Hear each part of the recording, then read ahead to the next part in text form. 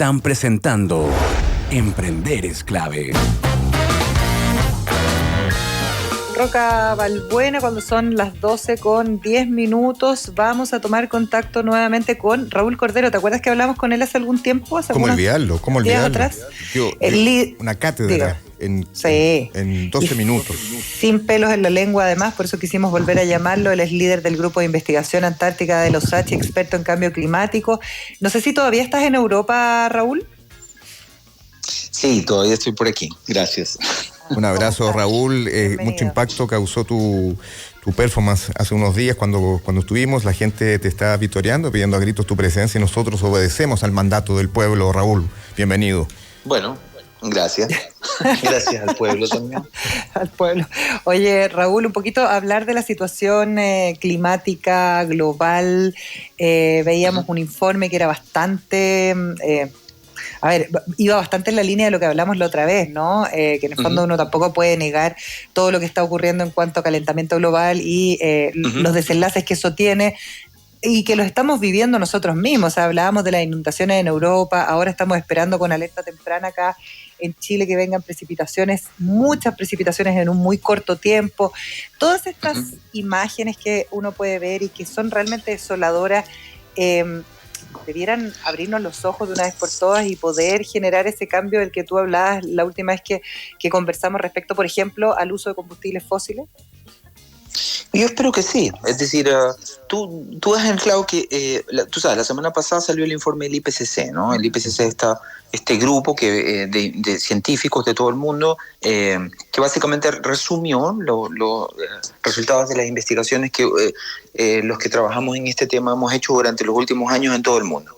Entonces alertó sobre la necesidad de avanzar más rápido en la transición energética, la mitigación del cambio climático, la adaptación al cambio climático. Este es el séptimo informe que el IPCC saca, el sexto, perdón. Eso significa que ha habido 5 informes anteriores. El primero de estos informes fue en 1990, es decir, hace largos 31 años.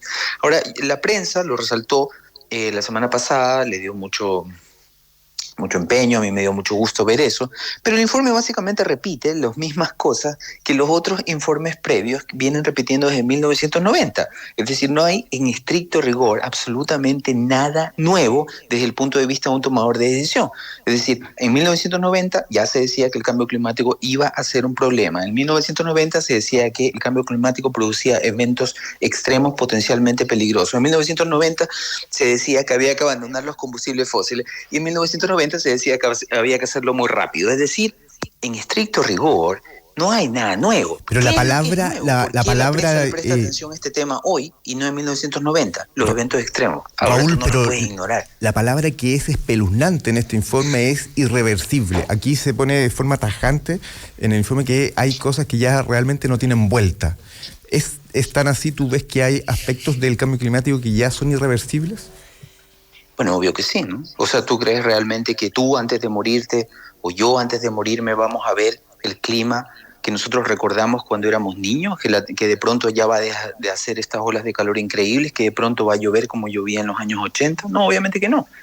Eso ya no hay cómo darle vuelta en escalas de tiempo asociadas a la vida humana. Es decir, olvídate, ya no fue nomás. ¿Qué es lo que tenemos que hacer ahora? Bueno, tratar de abandonar los combustibles fósiles para que la situación deje de empeorar, porque hay mucho espacio para que la situación continúe empeorando. ¿Te fijas, no? Entonces, yo sé que le llamó a alguien la atención, me alegro, que ahora se menciona que los cambios son irreversibles, pero esto mismo, con levemente palabras distintas, decía el informe de 1990. ¿Te fijas, no? Ahora, ¿cómo es posible que si el primer informe del IPCC salió en 1990 y decía más o menos lo mismo, cómo es posible que a nadie le llamó la atención en 1990? Porque ahí no había todavía esta sequía que, por ejemplo, en la zona central afecta. Todavía el efecto de las olas de calor no era tan mortal como es ahora. Ayer, en España, se rompió el récord de calor máximo histórico con 47 grados. La semana pasada se rompió el máximo de calor histórico de Europa, se midió en Sicilia, casi 49 grados. El mismo día se midió en Argelia el récord de calor máximo de África, más de 50 grados. Siberia también. ¿Te fijas estos valores increíbles? Eso no existía en 1990. En 1990 decía, eso viene. Bueno, ahora el informe dice que lo que viene es todavía peor, pero es más o menos lo mismo. Ya, y efectivamente cuando uno piensa en países que puedan aportar un poco más, como lo hemos estado haciendo nosotros en cuanto a generación de energías limpias, ¿qué otros esfuerzos debiéramos ver? Porque claro, una cosa es que nosotros como Chile aportemos en una población mucho menor y en un espacio geográfico mucho menor que las grandes potencias que muchas veces no aportan en nada a tratar de detener esto que ya es desastroso, como Estados Unidos, China, no tengo idea. No, pero fíjate que no es tan así. Es decir, mire, ya. La situación es súper mala, ¿ok? Pero yo llevo siguiendo este tema suficiente cantidad de tiempo como para saber que la situación hoy, en términos de mitigación, es muchísimo, muchísimo más auspiciosa que la que era en 1990. En 1990, cuando se decía abandonemos el combustible fósil, era mucho más difícil porque no había alternativas tecnológicas más baratas. No existían los paneles solares en esa época, pero el precio era muchísimo más caro que hoy. Para que tú tengas una idea, en 1990 costaba cada vatio de potencia de un panel fotovoltaico $100. Hoy ese vatio vale 50 centavos de dólar. El precio se ha reducido de una manera increíble y gracias a eso el abandono de los combustibles fósiles hoy es una opción económicamente conveniente. Lo único que falta es un poco más de voluntad política. Eso no solamente aplica para Chile, sino para el resto de países del mundo. Y es la razón por la que ¿te acuerdas cuando estaba el presidente Trump? Hasta hace pocos meses en Estados Unidos. El presidente Trump tenía una retórica absolutamente contraria a la acción climática.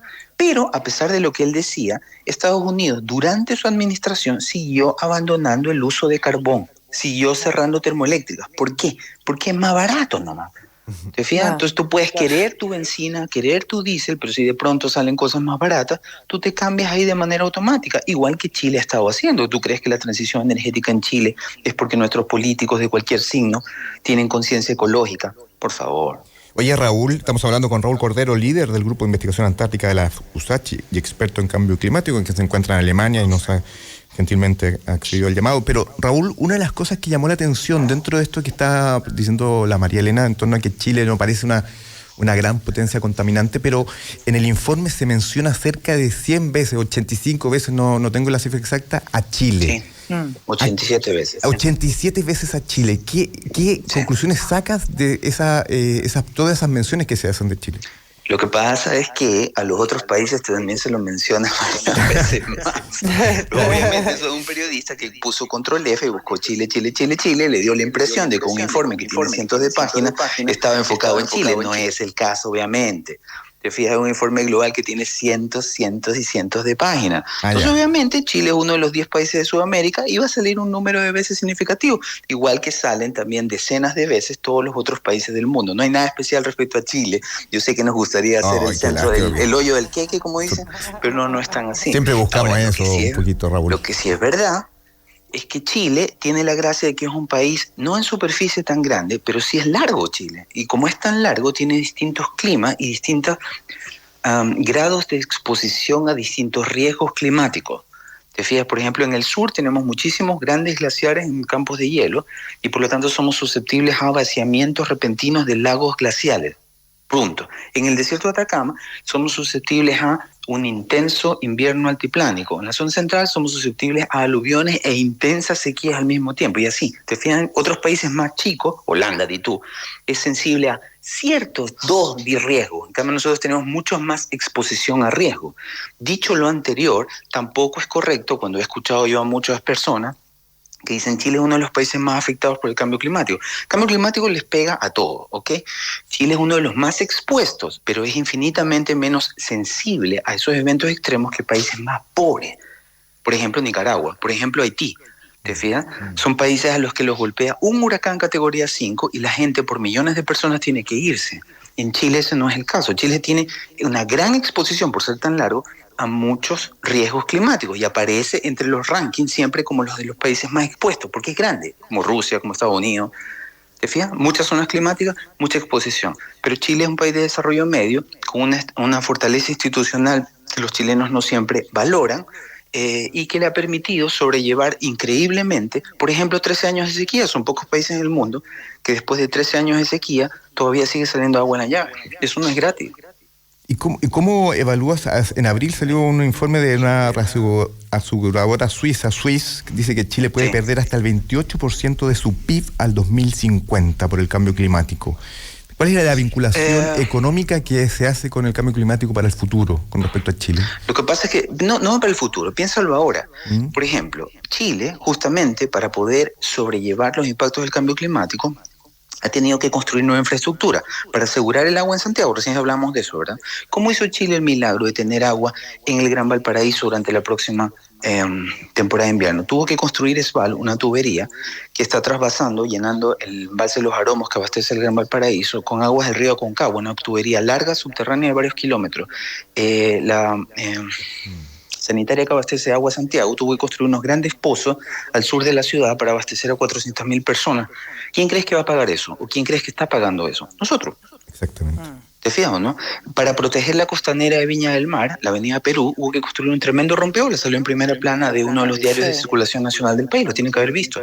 También está construyéndose un gran rompeolas para proteger al puerto de San Antonio, debido al alza del nivel del mar y al aumento significativo de las marejadas. Ese puerto se cierra cada vez más días. Entonces, para evitar que suban más todavía los costos de importación y exportación, ha habido que construir un rompeolas. ¿Quién crees que va a pagar el rompeolas? Exactamente, se produce el ciclo, claro. Entonces, la moraleja es que nosotros ya estamos pagando el costo del cambio climático en esas grandes obras de infraestructura, en el costo del agua, porque obviamente el costo de la infraestructura nueva te lo traspasan, y además en el costo de los alimentos. ¿O no has notado las grandes fluctuaciones de precios que hay debido a la sequía en el costo de los alimentos? Ese tipo de costos, como los eventos que los causan, van a continuar aumentando y empeorando. Esos costos van a ser cada vez mayores.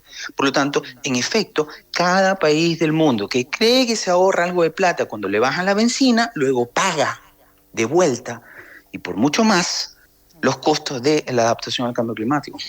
¿Qué opinas respecto precisamente a estos anuncios de bajarle el precio de los combustibles, diésel, etcétera? Son como realmente anacrónicos, da la sensación, a pesar de que estamos a puertas de una elección, pero muy anacrónico pareciera, ¿no? Sí, pues si nuestra discusión sobre estos temas todavía sigue muy retrasada. Yo igual valoro, por ejemplo, mira, para ponerlo de esta manera, yo trabajo en este tema hace 2 décadas. Hace 2 décadas nadie le interesaba el tema en Chile. Absolutamente nadie sabía ni de qué le estábamos hablando cuando hablábamos de cambio climático, ¿ok?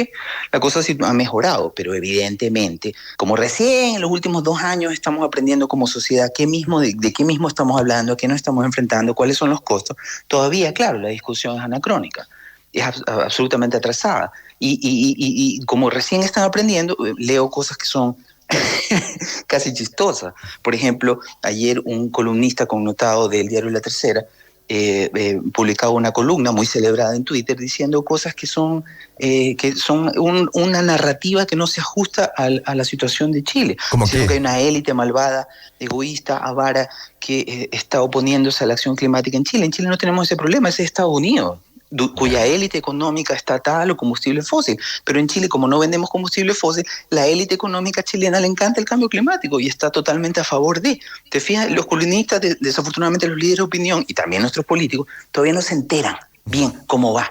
Pero aún así, al menos ya tienen interés. Algo es algo. Oye, yo sé que es un tema complejo, que el cual es más peliagudo, pero ¿cuál es tu reflexión general del proyecto Dominga? Es que, mira, en principio, eso es una cosa que los políticos todavía no entienden. Ya no es... Chile es un país cuasi desarrollado, ¿te fijas? Hay gente que es abajista en Chile, entonces no se da cuenta.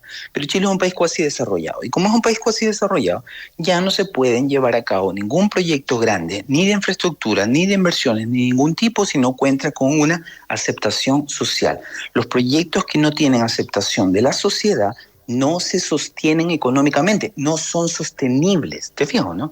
Entonces, más allá, si esta gente consiguió por A, B, C, anda tú a saber cómo lo hicieron, los permisos ambientales que requerían, más allá de si los consiguieron o no, el proyecto no es aceptado por la sociedad, es rechazado.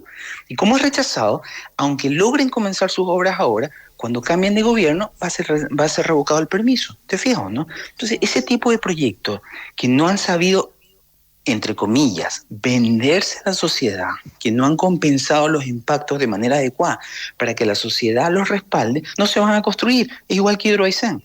Es una pérdida de tiempo insistir. Los inversores que están detrás de ese proyecto no entienden, creen que Chile todavía son los años 80 o inicio de los años 90, cuando tú hacías lo que te daba la gana. Ahora ya no se puede. Y en Estados Unidos lo mismo, hay montones de ejemplos. En Europa lo mismo.